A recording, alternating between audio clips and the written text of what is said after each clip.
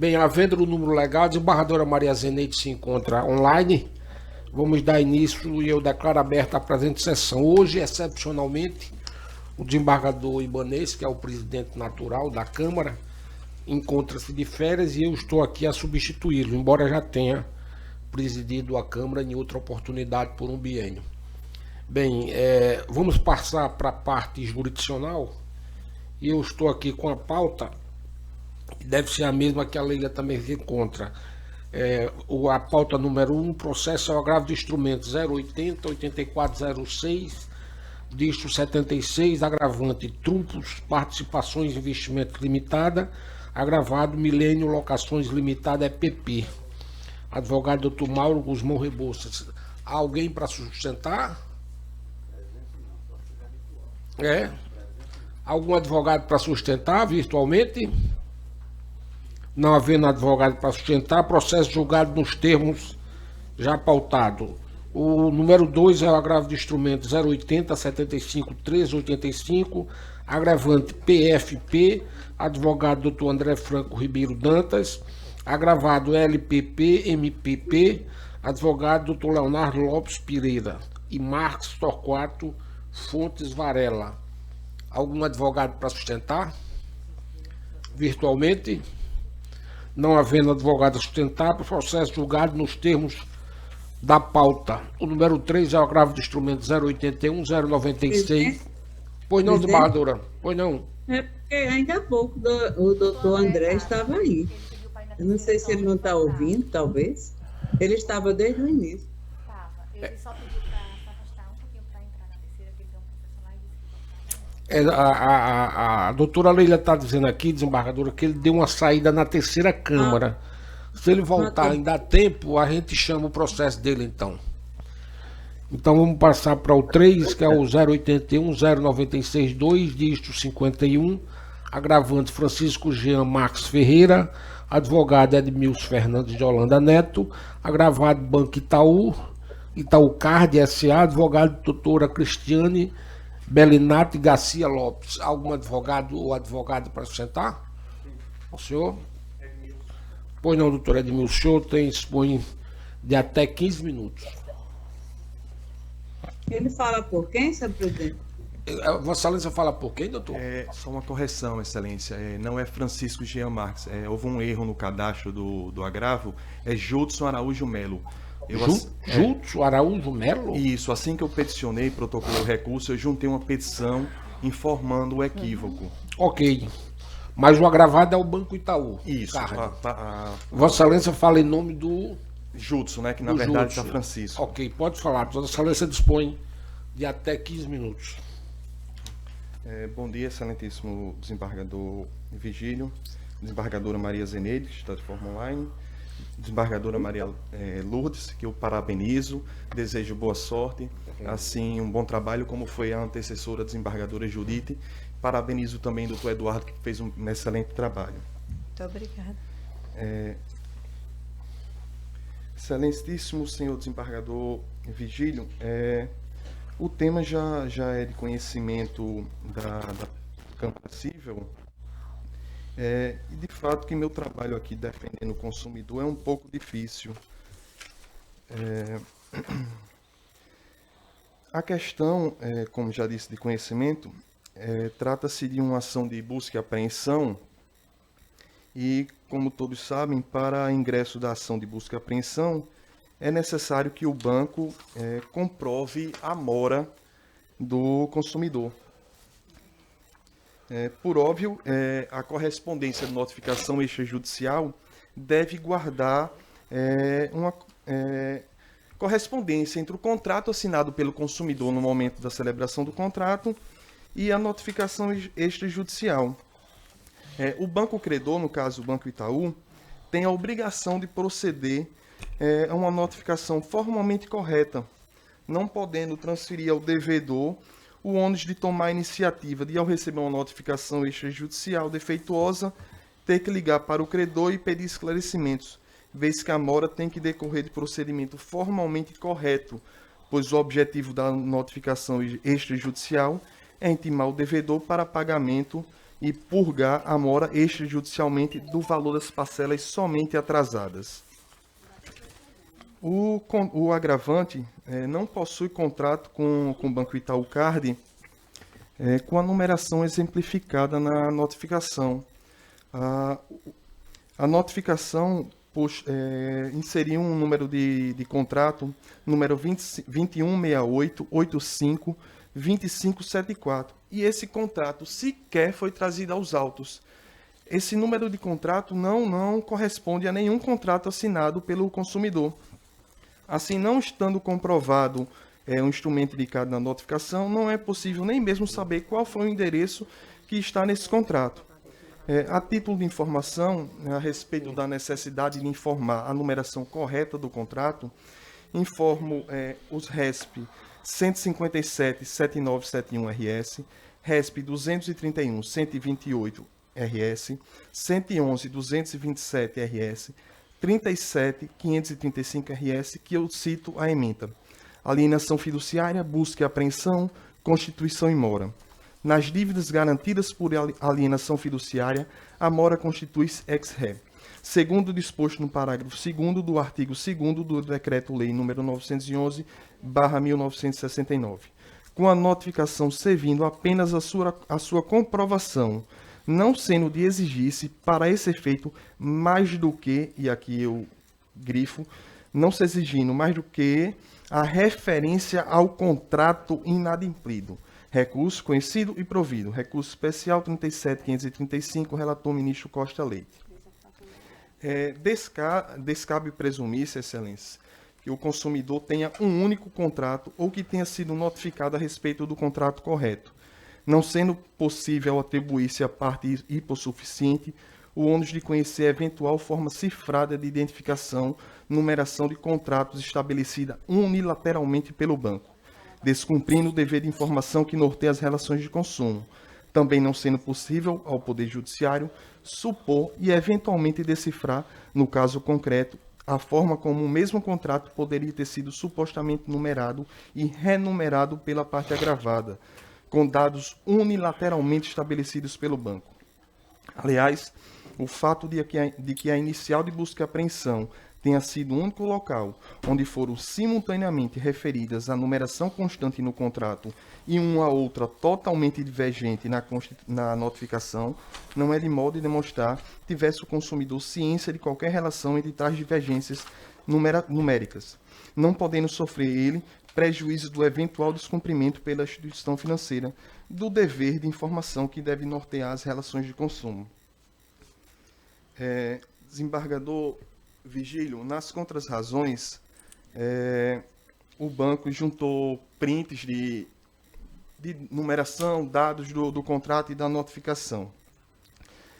O banco pode ter comprovado para vossas excelências que os números se referem ao mesmo contrato. Entretanto, a notificação não foi remetida para nenhum juiz ou nenhum dos vossas excelências, desembargador, desembargadora. A notificação extrajudicial foi remetida para o consumidor. E a notificação extrajudicial remetida ao consumidor não traz nenhuma informação que houve alteração na numeração do contrato. O banco simplesmente, de forma unilateral, desrespeitando o princípio da boa-fé objetiva dos contratos da lealdade, alterou de forma unilateral dados do contrato e não informou ao consumidor. E ao fazer a notificação, informa com o número que o consumidor não tinha ciência. O consumidor nunca foi informado da tal diferença entre os dados. Repito, o único momento que a numeração constante na notificação aparece é nos documentos da ação de busca e apreensão, e esses documentos não acompanham a correspondência de notificação extrajudicial. Não, eu vou avisar.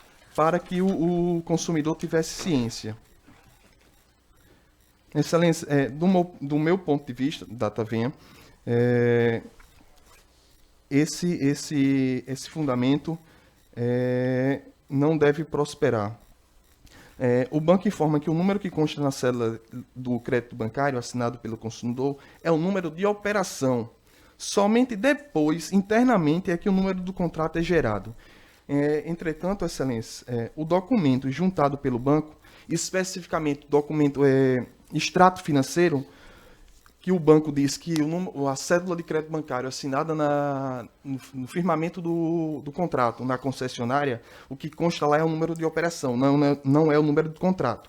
Entretanto, o banco junta o extrato financeiro e consta que o número de operação também não corresponde ao número do contrato. Ou seja, o banco insere um número de contrato na cédula de crédito bancário que ele embasa a ação de busca e apreensão, que o consumidor entende que esse é o número do contrato. O banco coloca um número alheio, que o consumidor não tem ciência, na notificação extrajudicial, e no extrato financeiro o banco coloca um terceiro número de operação que não corresponde também a nenhum número que está na notificação extrajudicial. Então, nobres membros desta Câmara Civil,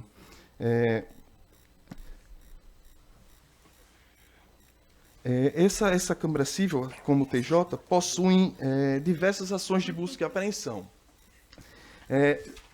Se Vossas Excelências abrirem processos de Banco Honda, Banco Pan, Banco Volkswagen, Banco Bradesco, Banco Pan, todos notificam o consumidor com o mesmo número de contrato assinado no momento da compra do veículo. O número que está na cédula de crédito bancário é o mesmo que está na notificação extrajudicial. Todos os bancos fazem isso, exceção do Banco Itaú e, às vezes, o Banco Aimoré. Então, porque eles conseguem respeitar o consumidor, o princípio da boa-fé objetiva, lealdade do contrato, e o Banco Itaú, que é tão especial, não consegue. Não é possível que o Poder Judiciário aceite esse desrespeito. Convido Vossas Excelências a abrir um processo da BV Financeira Banco Votorantim, em que ela seja parte. E Vossas Excelências irão verificar o que é respeito ao consumidor. Porque isso, desembargador Ibanez, em sessão passada, entendeu que os números guardavam relações. O número da notificação extrajudicial, o número alheio, e o número do contrato guardava relações entre si, porque o banco informou que internamente eles alteram, mas não comunica ao consumidor. Então, se esses números guardam relações, convido Vossas Excelências a abrir um processo da BV Financeira, onde a BV Financeira ela altera o número do contrato, entretanto, ela informa ao consumidor. Na notificação extrajudicial, a BV Financeira faz inserir dois números. O número da cédula de crédito bancário assinado no momento da compra e de venda e um número que ela altera unilateralmente, mas ela faz notificação extrajudicial informando ao consumidor que alterou. O Banco Itaú Card simplesmente ignora essa informação e entra com o processo de busca e apreensão com a notificação sem informação ao consumidor. Excelências, sem hipocrisia nenhuma, sem outras questões, se for aceito que o banco altere dados contratuais sem comunicação ao consumidor e seja feita essa notificação, e seja aceita essa notificação com alteração dos dados contratuais sem comunicação ao consumidor, que seja também aceito quando o consumidor, de forma unilateral, muda dados do contrato como endereço e não comunica ao banco. Assim, se o banco pode alterar de forma unilateral, o consumidor também pode. Seja respeitado. Se o banco pode, o consumidor pode. Isso, pois a obediência ao princípio da boa-fé objetiva dos contratos é para ambas as partes. E só para deixar bem claro que o número do contrato assinado pelo consumidor é aquele que está na cédula de crédito bancário, o documento de gravame, inserção de gravame, no Sistema Nacional de Gravame, órgão público. O Banco Itaú Card informa com o número de contrato o número que o consumidor tem na cédula, no contrato de compra e venda. E não é o número que está na notificação extrajudicial. Ou seja, publicamente, o banco assume que o número do contrato é o que está no contrato de compra e venda e não o que está na notificação extrajudicial. Consta no documento gravame.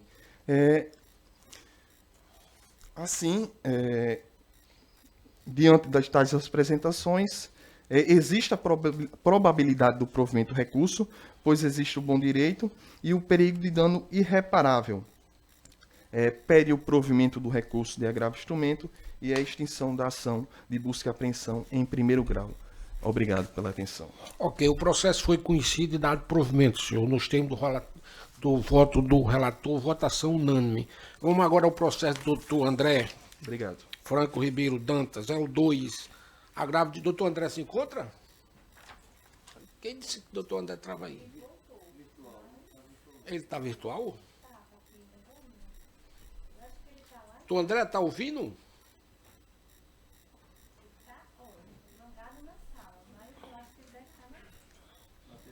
Ele deve estar. Então vamos passar adiante. Vamos para o quarto. É o agravo, é a apelação civil 011-6268-20. Apelante é União de Bancos Brasileiros S.A., Unibanco. Advogado doutor Bruno Henrique de Oliveira. E apelado é Alain Humberto Melo e outros. Advogados, doutora Djamila Aguiar Varela, Gabriel Ferreira de Almeida. Alguém para sustentar? Não havendo alguém para sustentar, votação nos termos do voto do relator. O 5 é a apelação civil 080-1021-39, apelante MDP, PG de MDP, apelado BBFS, advogado Alfredo Zuca Neto. Algum advogado para... Algum advogado para sustentar isso que eu acabei de chamar? Não havendo advogado, processo julgado nos termos do voto do relator, votação unânime. O 6º é a apelação civil 082-70-56-82, apelante Cirela, Suécia Empreendimentos Imobiliário Limitada, advogada doutora Mariana Amaral de Melo, apelado Edmar Pinheiro de Souza e outros, advogado Andréa Paiva de Macedo Rocha e outros. Algum advogado para sustentar? Não havendo advogado para sustentar, votação nos termos do voto do relator, votação unânime. E o 7º, agravo de instrumentos 080-43. Esses já são da desembargadora Maria Zeneide, viu? Que eu estou começar a chamar também.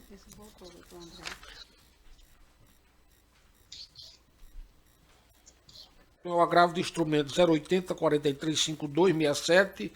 Agravante é Unimed Natal, Sociedade Cooperativa de Trabalho Médico. Advogado Dr. Rodrigo Menezes da Costa Câmara.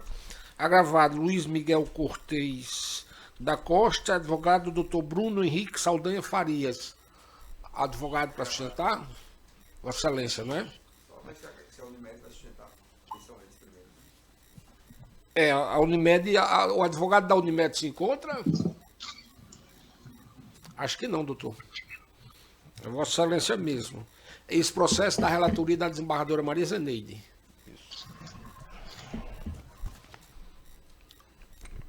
Desembargadora Maria Zeneide, esse é o 7º, não é? Sim, pois não. Vamos começar os processos Sim. de Vossa Excelência, tá? Pois não. Vamos ver aqui se eu posso ajudar aqui. É o 7º, então. É o 7º, desembargadora. Vossa Excelência conhece desprover. Vossa Excelência quer usar da palavra, doutor? A depender da votação dos demais, não. A votação unânime, acompanhando a relatora. Está desprovendo. Desprovendo. Conhece desprover. Eu... Não é isso, desembargadora Maria Zeneide? O 7º... Presidente, Sim, estou lhe ouvindo. esse processo tem 2 votos contra o meu entendimento. Esse processo? É o 7º, né, que Vossa Excelência chamou? É o 7º. Deixa eu ver aqui. Somos eu e a desembargadora Maria de Lourdes. Doutor Bruno, esse processo é igual a tantos outros que eu tenho me mantido no meu pensar. E aí tem o desembargador Vigílio e agora a desembargadora que seguem uma tese diferente. desembargadora... Então eu estou, como sempre, conhecendo e desprovendo o recurso da Unimed. Desembargadora Maria Zeneide, eu vou pedir para sustentar exclusivamente, e eu vim hoje já conhecendo o entendimento da Câmara em razão da ascensão da desembargadora Maria de Lourdes, porque eu acredito que uma situação que além de repetitiva no passado, vai continuar sendo no futuro. Então a gente tem que insistir. Pois não, doutor Bruno, Vossa Excelência dispõe de até 15 minutos. Pois não. Excelentíssimo senhor desembargador Vigílio, hora presidente dos trabalhos, desembargadora Maria Zeneide, relatora, ilustre representante do Ministério Público aqui presente, e deixei por último para saudar a desembargadora Lourdes de Azevedo. É uma satisfação, excelência, vê-la funcionando neste Tribunal de Justiça do Rio Grande do Norte. Confesso que, muito embora a senhora esteja votando contrário ao meu processo, mas é um prazer tê-la aqui, porque eu tenho expectativa que vou alguma hora lhe convencer. Em outras oportunidades, em outras câmaras, já enalteci a minha alegria na formação que o tribunal, de forma muito inteligente, fez da lista tríplice com a senhora, com o procurador Ebert e o promotor Marquinhos. E a escolha não poderia ter sido melhor, sobretudo por equilíbrio de forças nessa Câmara. Para a senhora compor com a desembargadora Zeneide a força feminina, para que, dentro da sua conduta, consiga, por vezes, aí dobrar os entendimentos mais fortes do desembargador Ivanês, desembargador Vigílio, desembargadora Maria de Lourdes. Como a desembargadora Zeneide já adiantou, esse é um entendimento que é um processo que trata de assistente terapêutico em ambiente escolar e domiciliar. É uma matéria repetida, tem quem entenda como uma matéria batida, tem quem olhe para mim quando eu vou entrando no tribunal, ixi, lá vem doutor Bruno sustentar assistente terapêutico de novo. Mas é uma matéria que eu não posso desistir. Eu não posso desistir porque negar, procurador, terapia ABA em ambiente escolar e domiciliar é negar a terapia ABA. É negar a terapia ABA. Isso aí a gente não pode desdizer. E para aqueles que gostam de seguir a teoria dos precedentes, que gostam, porque eu vejo muito voto, e não é o caso do desembargador Vigílio, enfim, e eu não estou aqui para nominar nenhum desembargador, eu vejo alguns votos desses processos que se resumem a dizer que, por já ter sido o entendimento das três câmaras, vai se manter. Inclusive, um juiz convocado disse que, para não criar uma insegurança jurídica dentro do Tribunal de Justiça do Rio Grande do Norte, ia seguir dessa forma. É a primeira vez que eu estou na segunda Câmara sustentando o desembargador Vigílio, e confesso que numa sustentação oral anterior, alterno, o senhor pediu para retirar processo de pauta, eu criei uma expectativa muito grande de uma reversão de voto que não aconteceu, respeito, apesar de discordar. Porque se a gente for fazer um apanhado no STJ acerca da temática, nós não vamos encontrar nenhum processo que fale da impossibilidade da extensão de tratamento para ambiente escolar e domiciliar. Mas já no sentido contrário a gente encontra. E são entendimentos recentes. Então eu gostaria de convidar, minha intenção é reverter o voto hoje, mas se não, que pelo menos se anote o número para fazer uma análise melhor para os próximos que virão posteriormente. Eu convido o desembargador Vigílio, Vossa Excelência, a conhecer o recurso especial número 19.61601 de São Paulo, onde a ministra Nancy Andrighi, de forma muito inteligente, como sempre, a força da mulher nos tribunais. Eu vou só fazer um resumo da ementa. A ação originária, a obrigação de fazer, visando cobertura de terapia multidisciplinar para tratamento de TEA, 4 horas semanais de fono, 40 horas semanais de ABA, ambiente escolar e domiciliar. Sentença, julga procedente a demanda. Apelação cível do plano de saúde, ementa do acórdão, tratamento que deve ser coberto, à exceção do ambiente escolar e domiciliar por não fazer parte da relação contratual. Recurso especial da criança. Eu não preciso ensinar missa vigário para estar lendo o que a ministra descreveu de forma muito inteligente. Mas ela diz que tratamento ABA fora do ambiente natural é inviável a realização dentro do espaço clínico, Procuradoria Federal opina pelo conhecimento e provimento do recurso especial. Ela dá aquela verdadeira aula jurídica de direito à saúde, de direito constitucional, e ao final, forte nessas razões, conheço e dou provimento ao recurso especial para determinar o plano de saúde que faça o custeio, a extensão do tratamento. Isso aqui é um recurso especial que foi julgado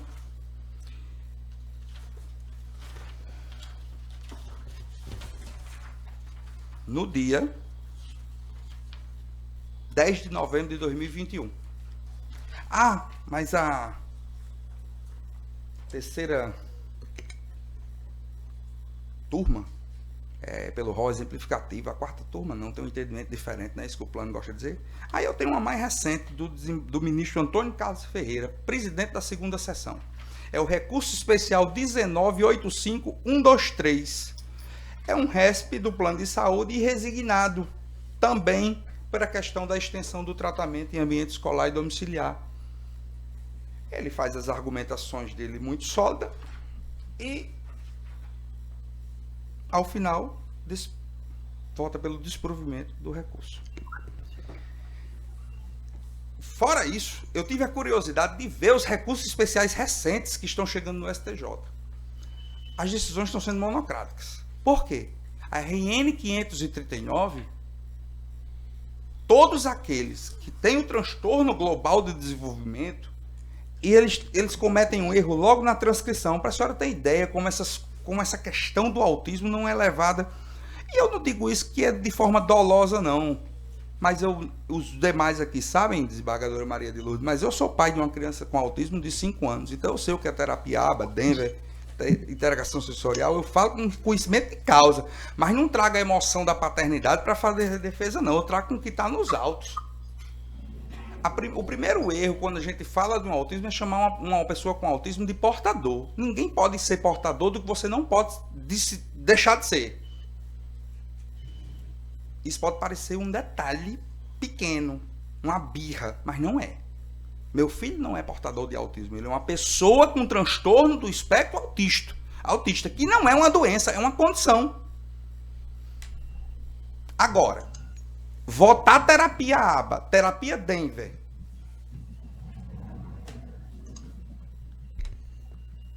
plano de saúde aqui de Natal nega terapia, porque diz que quando vai chegar no tribunal, o tribunal vai manter o entendimento. E eu não sei o que é isso.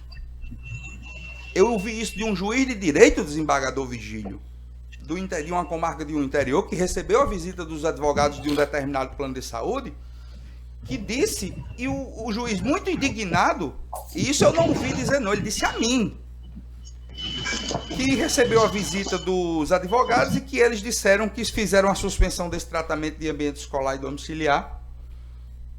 Ele não usou o termo chancela, porque seria um exagero, mas com conhecimento do Poder Judiciário.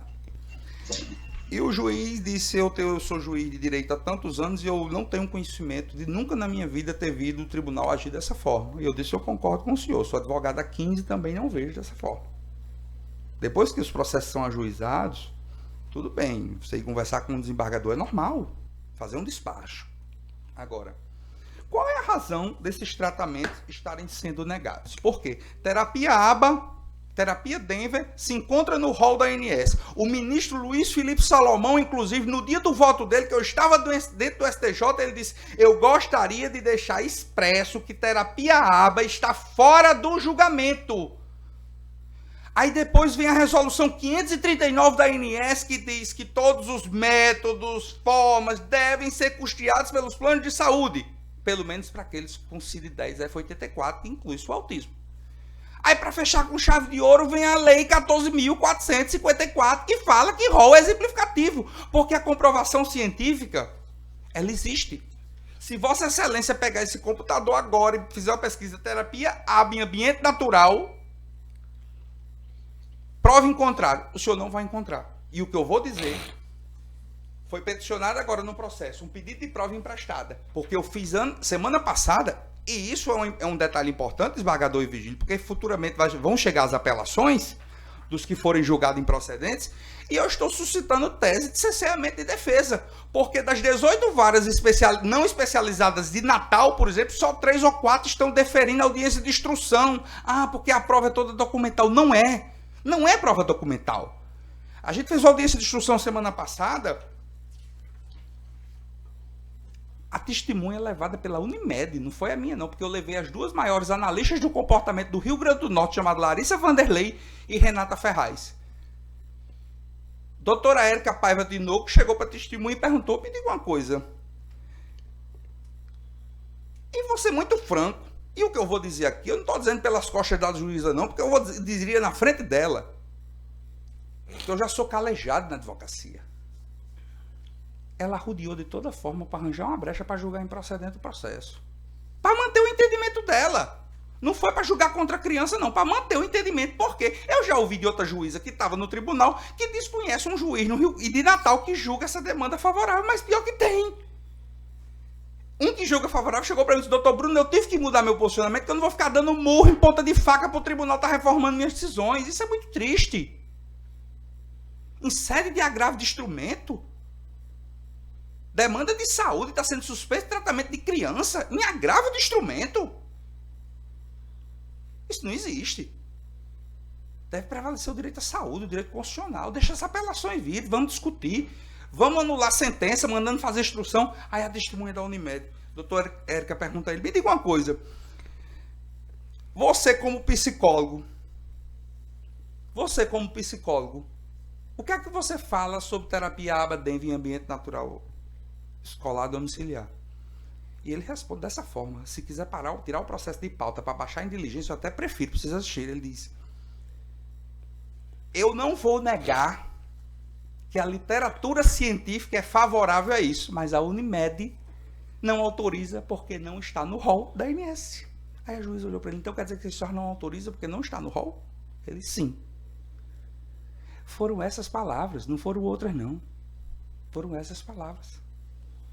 Como é que um tratamento de 35 horas, como é o caso dos autos, vai ser replicado dentro de uma clínica? 35 dividido por 5 dá 7 horas por dia. Como é que uma criança vai para a escola? Vamos usar meu filho como exemplo.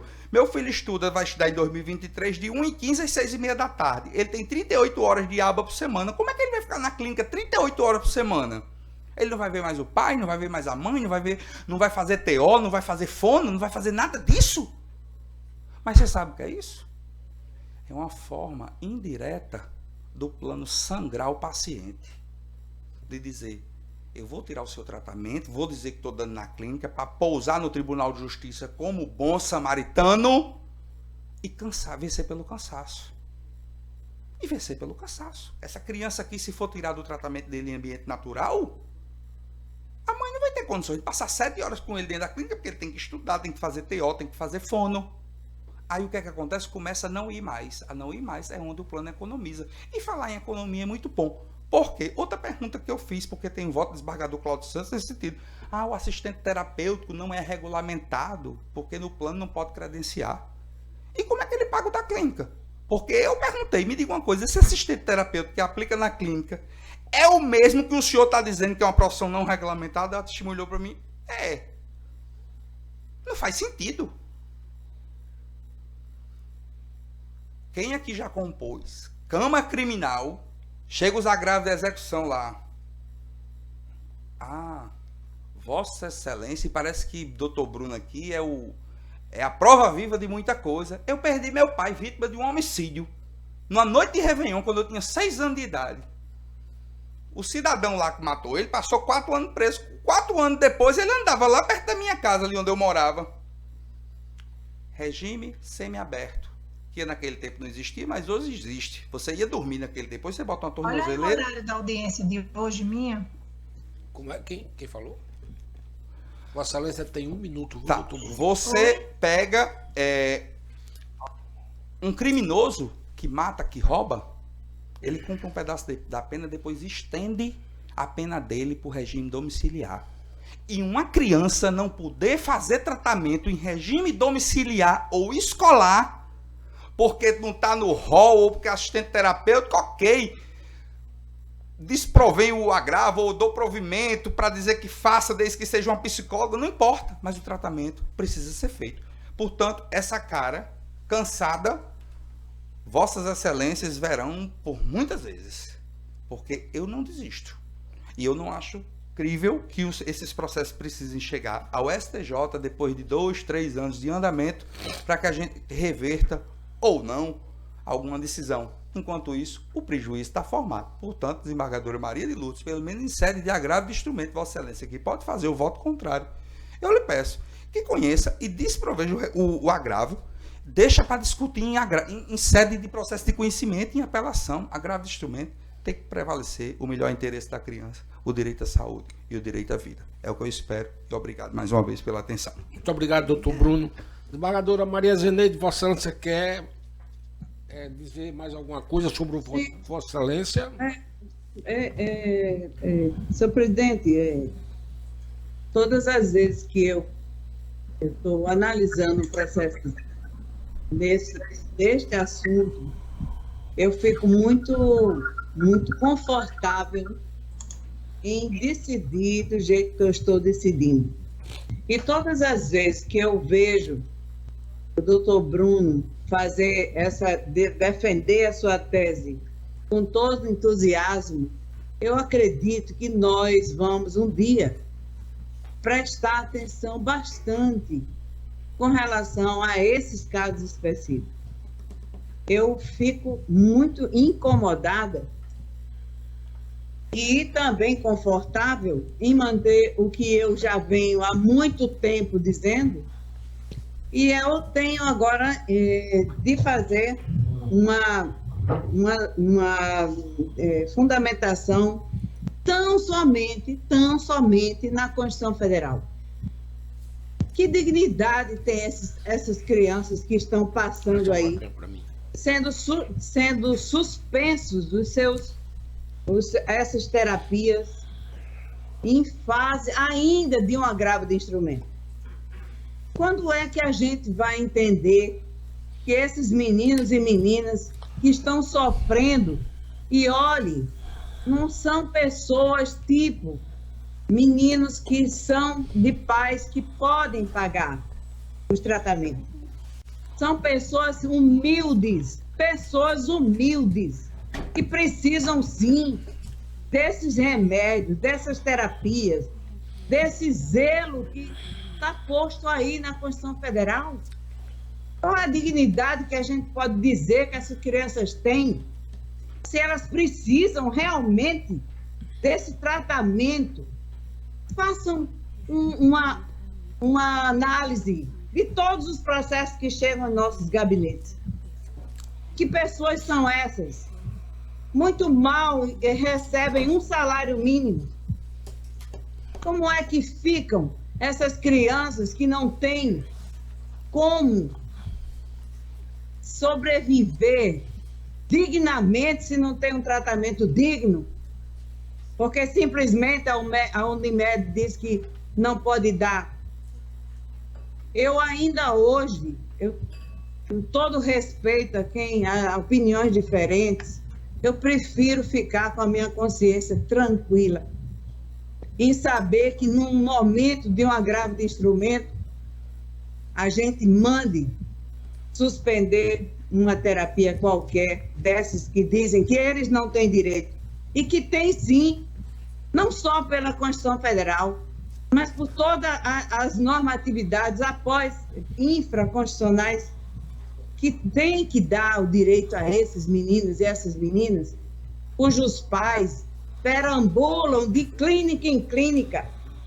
Eu conheço de perto essas situações e vejo o drama que se sofre com a criança dessa, o drama que se sofre de uma cooperativa que simplesmente não dá aquilo que tem direito a dar. Então, senhor presidente, eu continuo sendo vencida, mas com a tranquilidade que a Constituição Federal me dá, da dignidade, do princípio da dignidade humana, e principalmente nesses casos, com a maioria deles, são agravos de instrumento, e ali mesmo, ali se tolhe aquela esperança de que deixe passar todos os procedimentos processuais para que seja, então, suspenso alguma terapia. É só isso, continuo com o meu pensar, respeitando os votos divergentes e todas as vezes enaltecendo essa fala brilhante desse advogado. Só isso, senhor presidente. A votação fica por maioria em agravo de instrumento, não tem ampliação de quórum. Vamos para o seguinte. Antes, eu quero comunicar aos advogados dos processos do desembargador Ibanez que esses processos não serão julgados hoje, apenas na próxima sessão que o desembargador Ibanez volta, então ele vai julgar os processos dele. Então eu aviso aos advogados dos processos do desembargador Ibanez que não serão julgados hoje. Vamos para o oitavo. Agravo do instrumento 080-6688, dígito 44, agravante José Edson Soares Eireli, advogado Edmilson Fernandes de Holanda Neto, agravado Aimoré Crédito, Financiamento e Investimento. Eu quero dizer ao doutor Edmilson, que se encontra aqui, que o julgamento é favorável a Vossa Excelência, é dado provimento ao agravo, conhecimento e provimento do agravo nos termos do voto da relatora, a votação unânime. Tá bom, doutor, muito agradeço muito a atenção de Vossa Excelência. Então vamos para o nono, ainda da desembargadora Maria Zeneida, o agravo 080-6769, dígito 80, agravante Fundação para o Desenvolvimento Sustentável da Terra, Potiguar, Fundep, advogado Marcílio Mesquita de Góes e outros, agravado Pablo Sierra Bezerra, advogado Caio Vitor Ribeiro Barbosa. Algum advogado para sustentar? Não havendo advogado para sustentação, votação nos termos do voto da relatora, a unanimidade. O 11 é a apelação civil 010-1796-65, apelante Maria das Graças Marques Silva e outros, advogado José William de Medeiros Costa, apelado Maria Ferro Peron e a segunda promotoria de Monte Alegre, mais o município de Monte Alegre. Algum advogado para sustentação? Votação nos termos do voto da relatora.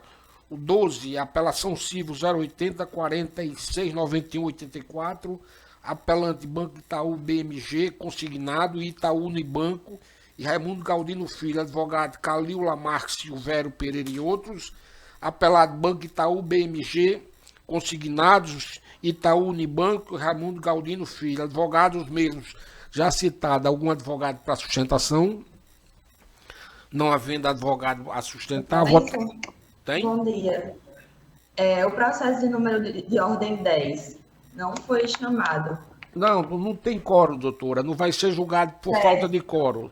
A minha suspeição. Também, número 15. 15, deixa eu ver aqui. 15. Também não será julgado o 15 também por falta de quórum, tá? Tem a minha suspensão consignada. Certo. Então o 10 não vai ser votado, né? Eu chamei qual? Foi o 11. 12. O 12. Algum advogado para sustentação? No 12. Não havendo advogado a sustentar, votação nos termos do voto da relatora. Votação unânime. O 13, apelação civil 080-60-52-28, apelante Martorelli Logística Limitada, microempresa, Porto Seguro, Companhia de Seguros Gerais, advogado Lucas Renault Cunha, Marcos Frederico Botelho Fernandes e outros. Apelado Porto Seguro, Companhia de Seguros Gerais S.A., Seguros Brasil S.A., advogado Iula Gamenon Silva. Algum advogado para sustentar ou advogada? Não havendo. Quem é? Meu nome é Lucas dos Santos Limeira, eu represento a empresa Martorelli. Eu sou Paola, represento Porto Seguro, apelado. É o número 13, não é? Isso.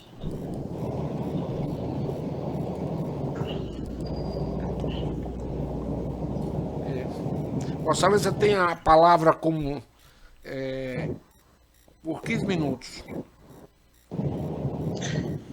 Bom dia, nobres embargadores, colegas advogados. Meu nome é Lucas Limeira, eu represento a Martorell, que é uma das apelantes nesse processo. De maneira bem resumida aqui, relembrando os fatos envolvendo a demanda, nós temos a pessoa jurídica Finobrasa, que mantinha ao mesmo tempo contrato de seguro com a empresa XL Seguros Brasil, que é a autora do processo, e contrato de transportes com a empresa Martorell Logística, que é então apelante. Nessa relação jurídica envolvendo essas três empresas, houve um acidente de trânsito em abril de 2017, que fez com que a XL Seguros, que é a parte autora, pagasse a segurada a quantia de R$ 101.524,04, sendo essa a quantia que ela vem cobrando da empresa Martorell. Em primeira instância, houve o julgamento procedente, motivo pelo qual a gente interpôs esse recurso. Esse recurso se baseia em 3 pontos, basicamente. O primeiro ponto diz respeito ao reconhecimento da relação de consumo, no presente caso, tendo como premissa a teoria finalista do STJ, ou de maneira alternativa, a teoria finalista mitigada, enquadrando a recorrente como consumidor por equiparação. E, a partir disso, a inversão do ônus da prova em favor da recorrente. O segundo ponto, Excelências, diz respeito à impossibilidade de responsabilização da recorrente ou sua impossibilidade de responsabilização objetiva. Isso porque, no caso em questão, nós temos a empresa Martorell como uma empresa que realiza o transporte de mercadorias e sua responsabilidade objetiva é somente perante o dono da carga. No caso da empresa autora, a XL Seguros, a responsabilidade da Martorell, eventualmente, caso se entenda dessa forma, seria subjetiva. Então, caberia à parte autora a comprovação de culpa no acidente por parte da transportadora. Eu prefiro ver o voto aqui. Ainda, nobres embargadores, a isenção da responsabilidade da recorrente tem como fundamento também a existência de uma cláusula de dispensa de direito de regresso. Cláusula esta especificada no item 15 da apólice de seguro firmado entre a parte autora e a segurada Finobrasa, e no valor de R$ 160 mil.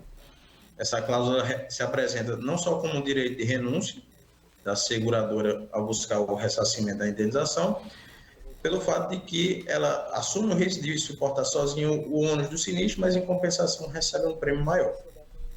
Essa cláusula, é importante frisar, que ela prevalece quando não for constatada a culpa do transportador, conforme a gente apontou no entendimento jurisprudencial do recurso.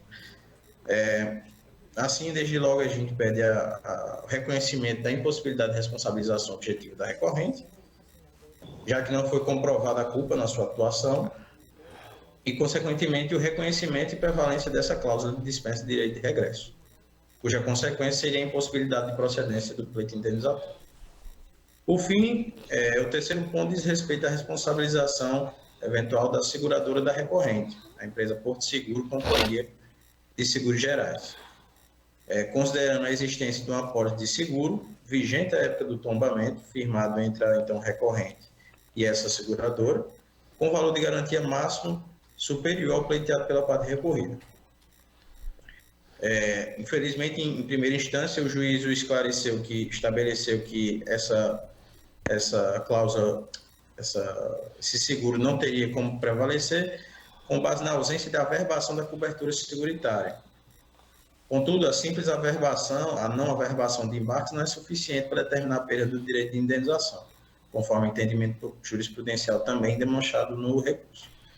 Então, com base nessas 3 teses, é que pugnamos pelo provimento do recurso da apelação e reforma da sentença de primeira instância. Queria agradecer a oportunidade e desejo um bom dia de trabalho para os colegas e aos embargadores. Ok, obrigado, doutor. Fala agora em nome da Porto Seguro, Companhia de Seguros Gerais, a doutora Paola. Doutora Paola De Castro Rodrigues. de Castro Rodrigues. Doutora Paola, eu posso adiantar que o voto da relatora seguido à unanimidade é pelo desprovimento do apelo. Então, manutenção da improcedência em face da Porto Seguro? Sim, sim. Está julgando desprovido o apelo da Martorelli Logística. Tá ótimo, então, excelência. Obrigado. Ok, Vossa Excelência então dispensa a sustentação, não é? Sim. Ok, muito obrigado. Votação nos termos do voto da relatora que conhece e desproveu o recurso. Votação unânime. O 14 é a apelação civil 080 65 16 18, apelante construtora Queiroz Galvão S.A., advogado Carlos Henrique Ledebur e outros, e apelado o Instituto Nacional de Seguros Social, Juanilson da Silveira e Silva. Desembargadora Maria Zeneide e a relatora. Algum advogado para sustentar? Sim, Excelência. Vossa Excelência fala em nome de quem? Eu falo em nome da consultora Queiroz Galvão. Em nome da apelante. Isso.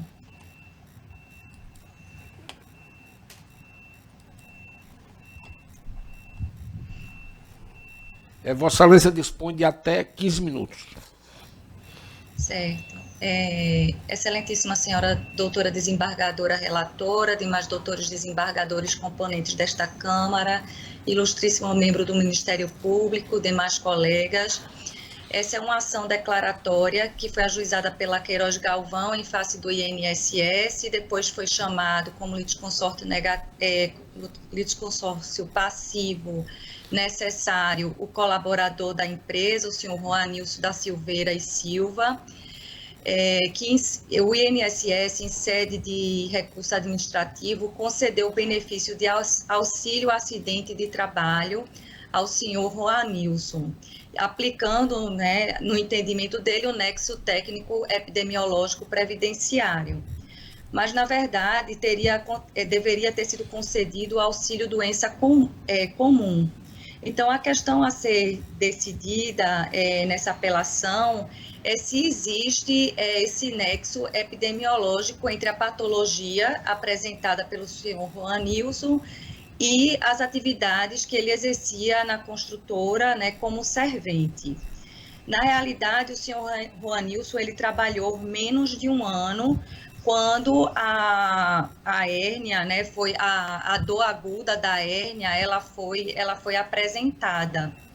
Então, os laudos médicos, até mesmo do próprio INSS, aponta de forma favorável à construtora.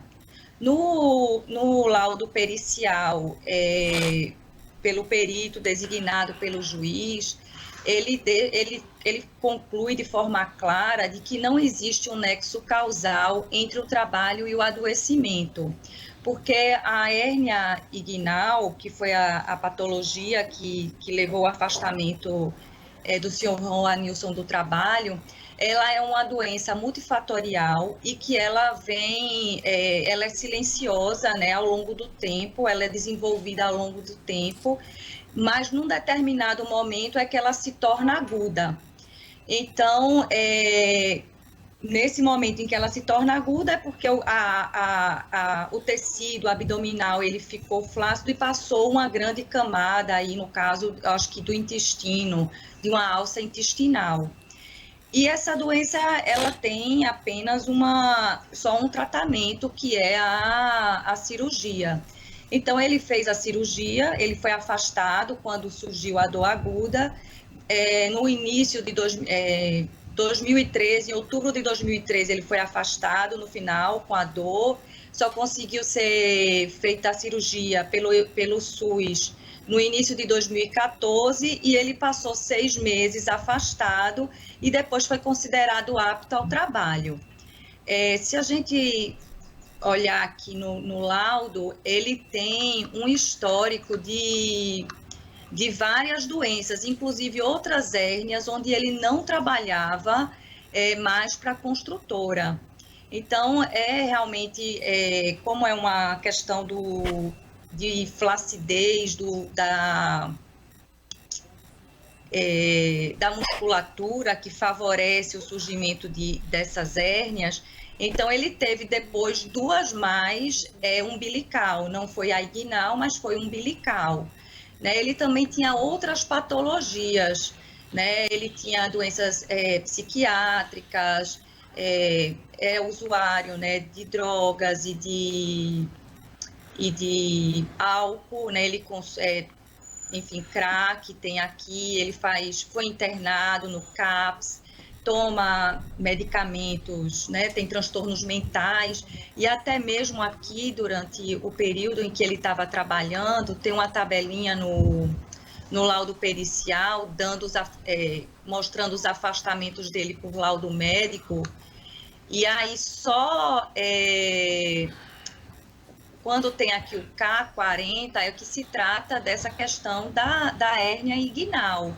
E feita a cirurgia, passado o período de repouso, ele estaria liberado para o trabalho. Então, a manutenção, né, a conclusão de que ele estaria afastado decorrente da doença, ela não deve prevalecer, porque é uma doença que se desenvolveu ao longo da vida. Tipo, ele poderia estar em casa, fazer um esforço físico e a hérnia, e sentir essa dor aguda, que a hérnia teria, né, por fim, descido de uma vez, passado pelo tecido, e ali não conseguir mais retornar, né, porque durante um período o tecido ele fica flácido, e aí uma quantidade pequena do componente da hérnia, no caso dele, eu acho que estava relacionado ao intestino, ela desce e no repouso ela retorna, e chega um momento em que desce uma grande quantidade daquele componente e ela não consegue mais retornar. Então, qualquer outro esforço físico, ele teria acontecido a mesma coisa. Tanto que aqui, em uma das perguntas, o perito responde com relação se ele estivesse fazendo um esforço físico, jogando, por exemplo, futebol. E aí ele diz, não pelo exercício cardio, mas qualquer exercício que fizesse um esforço abdominal, ela poderia surgir, porque ela é uma doença silenciosa que vai se desenvolvendo ao longo do tempo. E desde os 18 anos que ele faz trabalhos pesados. Né, e tinha uma vida, né, tinha assim, uma questão de subnutrição, tinha uma questão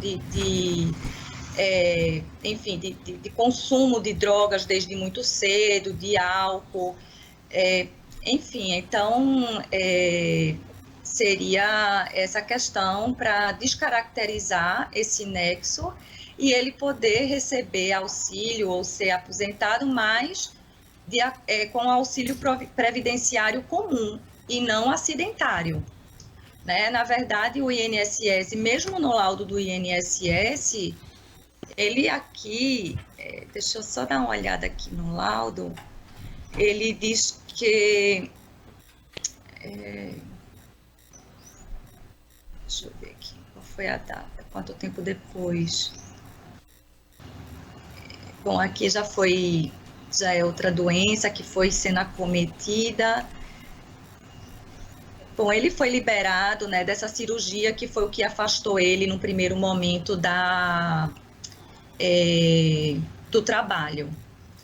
E seria isso, Excelência, seria para análise, né, mais acurada desses laudos, tanto desse documento Sapiens, que é um dossiê médico do INSS, como o laudo pericial, que é favorável, e ele no final ele conclui, né, de uma forma enfática, dizendo, o perito, né, abro aspas, ele diz, portanto, todos esses aspectos, no caso em questão, seria inadvertido assumir que a atividade laboral desenvolvida na construtora foi determinante para o adoecimento do senhor Roanilson da Silveira e Silva, ou o agravamento da sua doença. Logo, pela aplicação da avaliação individualizada do nexo causal, chego à conclusão de que não existe nexo causal entre o trabalho e o adoecimento. Seria essas minhas considerações, excelências, e obrigada. Ok, doutora, muito obrigado. O voto da relatora pelo conhecimento e desprovimento do apelo, votação unânime, nos termos do voto da relatora. Passam o 15 e o 16 não vai poder ser votado, como eu já disse antes, em função da minha suspeição, e nós ficaríamos apenas com 2 desembargadores, a desembargadora no caso, né? O 17, a apelação civil... Pela ordem, o 15 eu sou impedida. O 15... Sim, eu emiti parecer enquanto membro então, do aí é Ministério que Público. tem mesmo que convocar, desembargadora. Muito bem lembrado. Esse então, viu, Leila, esse aqui, o 15, vai ter que convocar 2 desembargadores, né? Então tá, somos suspeitos, eu e a desembargadora Maria de Lourdes. Bem, o 17, nós teremos uma votação em quórum ampliado, que é a apelação civil 087, 7046, dígito 7, apelante que é a APEC, Sociedade Potiguar de Educação e Cultura, advogado Antônio de Moraes Dourado Neto e outros, apelada Ana Luísa Freitas de Souza e outros, e a advogada Ana Beatriz Pereira Honório. Tem algum advogado aí? Sim, para esse processo? O problema é que nós não estamos aqui com os dois... Não, está aqui. Suspenso em 18/10. A relatora acompanhada pelo desembargador Vigílio. O desembargador Emanuês. Não. Tá aqui. Não é isso aqui, Leila? É isso aqui? Não. Unanimidade, não. Vossa Excelência está chamando o 17, é isso? Desembargadora. Eu acompanhei Vossa Excelência e o desembargador Ibanez divergiu. Então teremos o 17. Aqui no meu tem... Eu cheguei a emitir o voto nesse, mas até fiz a indagação à secretária, porque havia uma anterior suspeição do doutor Eduardo, certo? Nesse 17? Nesse 17, sim. A Vossa Excelência então proferiu o voto? Aí eu proferi o voto, então, mas fiquei na dúvida se havia necessidade de retirar esse voto ou não, em razão da suspensão que já estava declarada, né? Isso. Então, mas veja bem, não está consignado o voto divergente, desembargador Ibanez? Tá. O que consta aqui no meu, por exemplo, é que tem 2 votos acompanhando o meu voto da relatora. Desembargadora Zeneide, aqui na ata, diz o seguinte: julgamento suspenso em 18 de outubro de 2022. A relatora, acompanhada pelo desembargador Vigílio Macedo, conheceu e negou o provimento ao apelo. Divigiu o desembargador Ibanez Monteiro, que votou pelo provimento do recurso. Em face do disposto no artigo 942 do CPC, o julgamento foi suspenso e terá continuidade com a convocação de mais 2 desembargadores para julgamento com quórum ampliado. Então. Ok? Então, como a desembargadora Maria de Lourdes disse que votou, Vossa Excelência acompanha a relatora? Acompanho, Excelência. Então ficamos 3-1. Já tem quórum. Já. Não é? Falta um? Já tem. Fica faltando um. Fica a desembargadora relatora, que é a desembargadora Zeneide, desembargadora Lourdes, a senhora e eu. Exato. Não é? E o desembargador Ibanez diverge. Mas precisamos de um voto mais, desembargadora Zeneide. Vamos aguardar. Os desembargadores eles estão na 3ª Câmara. Se eles podem votar virtualmente, não tem problema. Não é? Então, aqui, para a advogada que se encontra aqui, eu estou havendo, vamos aguardar o outro voto, viu, doutora? Tá certo? E a desembargadora relatora voltou para desprover a apelação. Deixa eu ver aqui. É o 17. É desprovendo. Desprovendo. Conhece desprover. Ok. Então a gente aguarda... mais um voto. Tá bem? Ok, tá. Obrigada. Bom dia. Nada. Bem, não havendo mais processos... Dispensa. Vossa Excelência ainda quer... Doutora, a senhora ainda quer fazer sustentação no próximo voto? Gostaria de fazer a sustentação oral para o desembargador que ainda falta votar. Então, o processo fica ainda inconcluso E na próxima sessão, Vossa Excelência comparece para que ele possa ser chamado, ok? Ok. Vou fazer nova inscrição, então. Muito obrigada. Bem, não havendo mais processo na ordem jurisdicional, vamos passar para a ordem administrativa. E eu tenho aqui alguns comunicados que foram passados pela nossa redatora. Em primeiro lugar, dá votos de boas-vindas à excelentíssima senhora desembargadora Maria de Lourdes Medeiro Azevedo. Vossa Excelência seja bem-vinda, desembargadora, em nome da presidência aqui da Câmara. Ocasionalmente, nosso presidente se encontra de férias e ele vai continuar, porque nós fizemos um acordo. Eu vou para o juizado, da coordenação dos juizados, e ele fica na continuidade da presidência aqui da segunda Câmara.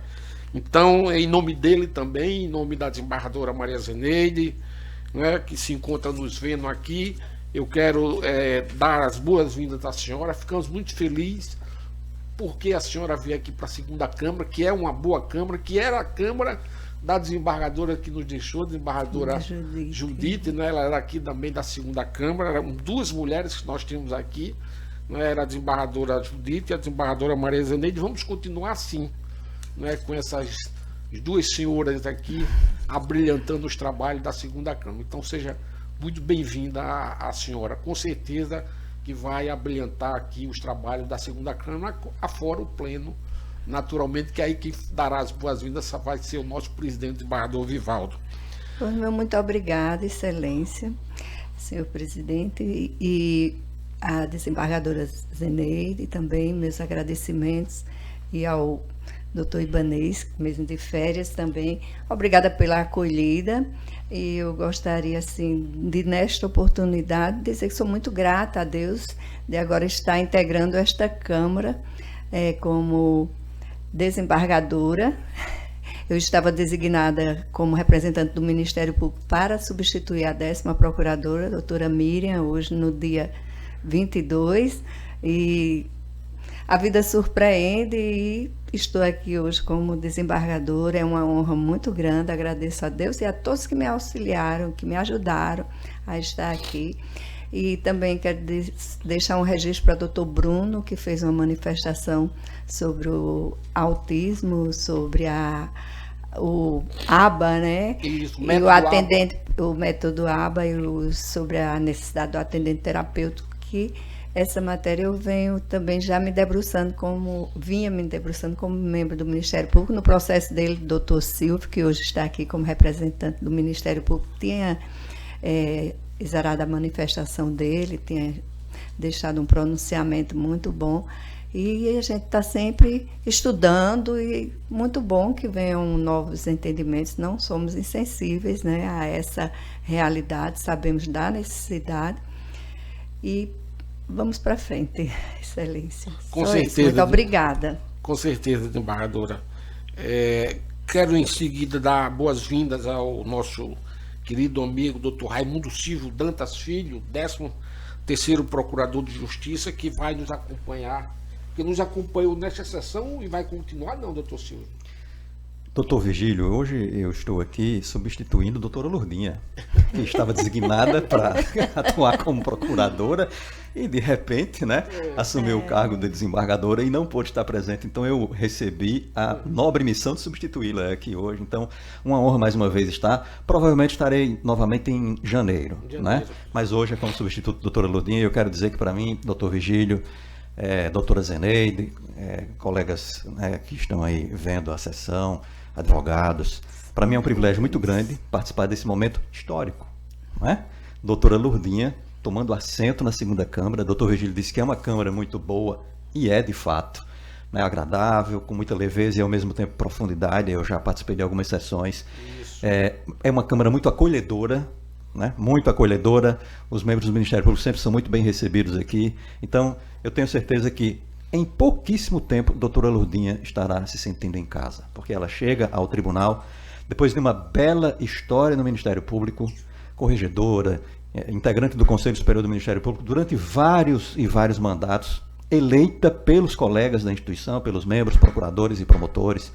Então ela chega com uma história, né, uma grande história no Ministério Público, então está plenamente credenciada. E eu desejo, doutora Lourdinha, que a senhora seja muito bem sucedida, muito feliz, e tenho certeza que isso ocorrerá, porque a senhora veste a camisa, né? Ela vestiu a camisa do Ministério Público durante toda a sua trajetória e não tenho nenhuma dúvida que acontecerá o mesmo aqui no tribunal. Então, em pouquíssimo tempo, a doutora Lourdinha estará se sentindo em casa e muito bem acolhida aqui por esta Câmara, que realmente, como Vossa Excelência disse, doutor Virgílio, é uma Câmara muito boa, agradável, receptiva, né? Trabalha com leveza e profundidade ao mesmo tempo, tá? Então, me sinto muito privilegiado. Boa sorte, doutora Lourdinha. Que a sua trajetória aqui no TJ do Rio Grande do Norte, no nosso querido Tribunal de Justiça, seja tão bem sucedida quanto foi no nosso querido Ministério Público. Obrigado, doutor Virgílio. Muito obrigada, doutor Silvio. Vou me esforçar para isso. Agradeço a generosidade das palavras. Existe um excesso aí, mas estou aqui como desembargadora e darei o meu melhor. Vou me esforçar e aprender muito, estudar muito, porque agora é o inverso, né? É decidindo, é julgando, ainda não estou plenamente assim, assimilando todas as novas funções do cargo de desembargadora, mas me esforçarei o máximo para que tudo dê certo. Doutor Virgílio, só vou pegar carona. A doutora Lourdinha falou sobre as questões da saúde, né? De fato, são questões que a gente qualificaria como os famosos casos difíceis, né? Questões de altíssima indagação, e elas são submetidas a uma reflexão permanente. É uma questão, a gente está o tempo inteiro analisando, ouvindo cada argumento, né? E esse é um tema que nos desafia mesmo, porque são interesses muito nobres, sempre envolvidos. Então, para os advogados, ainda que em alguns momentos o posicionamento seja contrário, não tenham nenhuma dúvida. Há uma reflexão permanente, há um tema que o tempo inteiro a gente presta atenção nos argumentos do tribunal, nos argumentos do Superior Tribunal de Justiça e, sobretudo, nos argumentos daqueles que nos chegam trazendo as suas demandas, né, e as suas súplicas e nos apresentando para as nossas opiniões e as decisões do Tribunal de Justiça. Então, sim, é um tema em reflexão permanente, estamos sempre abertos, né, a ouvir e a mudar de posição, se for o caso. Claro, né? claro. Muito obrigado, doutor Virgílio. Prazer grande mais uma vez. Nada, doutor Silvio. Prazer enorme, Vossa Excelência. É sempre bem-vindo aqui nesta Câmara. Obrigado. Aliás, não só na Câmara, no Tribunal como um todo. Bem, eu quero, seguindo, duas moções de congratulações. A primeira pela passagem do natalício da senhora Renata Morgana Miranda Braz Mota, esposa do desembargador Delermando Mota, que ocorreu no último dia 23 de novembro. E o segundo é a moção de congratulações também pela passagem do natalício da senhora Isalva Bezerra Cruz, esposa do desembargador Oswaldo Cruz, que ocorre no dia de hoje, né? No dia de hoje. Submeto à votação a desembargadora Maria Zeneide. Nos ouve ainda? Ela está ali bonita? Estou aqui, presidente. Eu estou aqui. Isso. Acompanho Vossa Excelência. Ótimo. Ainda vai ser dada a palavra ainda? Ainda vai. Depois eu passo a palavra para a senhora. Desembargadora Maria de Lourdes. Acompanhe, Excelência. Acompanha. Votação unânime. E agora eu não tenho mais nenhuma comunicação, já falei demais. Passo a palavra para a nossa desembargadora Maria Zeneide Bezerra. Pois é, presidente, nós estamos hoje assim muito felizes aí com a chegada de uma nova desembargadora. Acredito que eu sempre digo, eu acho até que eu exagero, mas nós somos a segunda Câmara. Eu sempre digo, nós somos a segunda Câmara, uma Câmara não só acolhedora, não só assim, que tem uma leveza, como o doutor Raimundo Silvio disse, mas principalmente uma Câmara que se preocupa bastante em dar os retornos ontem ao jurisdicionado. Então, isso é muito importante, é uma coisa assim que a gente tem muito critério, muita preocupação em dizer a quem nos procura, dizer o seu direito ou não, de modo bem célere. Então, aqui no fim do ano, geralmente, o nosso presidente faz uma análise do que nós recebemos, daquilo que fizemos e daquilo que demos um retorno a quem nos procurou durante o ano. Então, a gente vai ver que realmente nós, da segunda Câmara, temos sim uma preocupação bastante em tocar os processos, em acelerar os processos, em dar retorno o quanto antes a todos os jurisdicionados. Então, a desembargadora, no momento em que a gente diz que realmente ela está ocupando uma cadeira que foi da desembargadora Judite, e ainda hoje temos muita saudade dela, né? Não só como pessoa de grande entendimento jurídico, mas principalmente como pessoa, como gente. Então, a desembargadora Judite ainda hoje, e ainda fará ainda muitas saudades. Então, que seja bem-vinda, que a gente possa realmente continuar a ter essa disciplina de profissão, né? De preocupação com todos esses processos que nos chegam à mão. Então, é isso, que Deus nos ajude. Ontem foi dia Nossa Senhora da Apresentação, e ontem eu pedi realmente a ela que nos desse muita sabedoria e, principalmente, muita humanidade para seguirmos o nosso mistério, que é julgar. Ok? Muito obrigada. Muito obrigado, desembargadora Maria Zeneide. Eu passo a palavra à desembargadora Lourdes Azevedo. Meus agradecimentos também à desembargadora Zeneide pelas palavras proferidas. É uma honra estar ocupando a cadeira que foi da desembargadora Judite Nunes, por quem nutro profundo respeito e carinho e amizade ao longo do tempo de Ministério Público. Sempre foi um exemplo para todas nós, mulheres daquela instituição. E vou me esforçar ao máximo para corresponder a todas as normas, a todas as exigências do cargo em benefício do jurisdicionado, sim, do Rio Grande do Norte. Procurar dar celeridade nos muitos processos que me aguardam, que estão me aguardando já no gabinete. São muitos, realmente, mas procurarei dar o máximo para que o jurisdicionado não sofra retardo e tenha a sua resposta que busca no judiciário de forma mais célere. E também ontem ainda passei junto à Nossa Senhora da Apresentação, a nossa padroeira, rezei, acompanhei um pouco da missa, porque sou muito devota, sou cristã e muito devota de Nossa Senhora, e sempre peço sabedoria no meu agir, discernimento, bom senso, e me esforço muito para que eu possa desenvolver todas as atribuições que o cargo oferece. Muito obrigada, desembargadora. Muito bem, doutora Lourdes Azevedo, desembargadora. Doutor Silvio, quer usar a palavra ainda? Só, mais uma vez, reforçar tudo que já falei, doutor Virgílio, dizer que não estarei aqui até o final do ano, então que tenhamos aí um final de ano e uma entrada de ano novo com os amigos e com a família, todo mundo em paz e com saúde, né? E que o ano novo seja alinhado com as expectativas de cada um de nós. É isso. Mais uma vez, agradecer. Bem, não havendo nada mais a tratar, eu declaro encerrada a presente sessão, convocando uma outra no dia e horário regimental.